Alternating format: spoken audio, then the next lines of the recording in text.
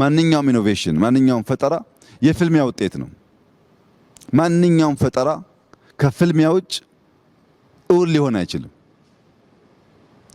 የዚያ ፍልሚያ መነሾ የነበረ ማንነት የነበረ ህልውና እሱን ሊያከስምና በአዲስ ማንነት የሚገለጥ ነገር ሲፈጠር ሁለቱ መካከል ውጊያ አለ። ለምሳሌ በኖኪያና በአፕል መካከል ውጊያ አለ።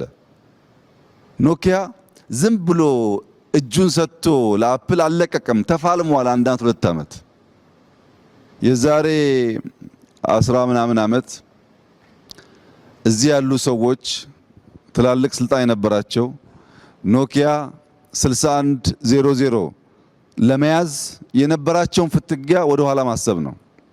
ዛሬ ከነሱ ላንዱ ያቺን ኖኪያ ገዝቼ ብሰጥ አትሳደብ ነው እንጂ የሚቀበለኝ ሰው የለም። ያ ኤግዚስተንስ የለም። ያ የሞተው ግን አዲስ ኢኖቬሽን ሲፈጠር ስክሪን ተች ማድረግ ሲጀመር በነበረ ፍልሚያ የተወለደ ነው። ፖለቲካም ኢኮኖሚም ሶሻል ኮንስትራክሽንም በእነዚህ ፍልሚያ ውስጥ ያልፋሉ። ይሄን ናቹራል ነገር መቀበል ሰዎች ይቸገራሉ።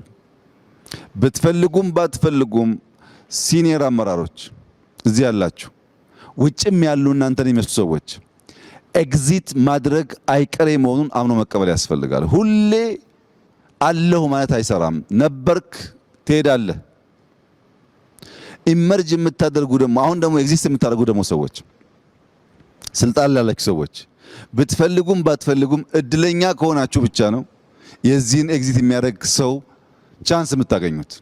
ብዙዎች አላገኙም። ግማሹ ሞቷል፣ ግማሹ ጠፍቷል። እድለኛ ብቻ ነው ኖሮ የራሱን ስራ የልጆቹን ስራ ማየት የሚችለው።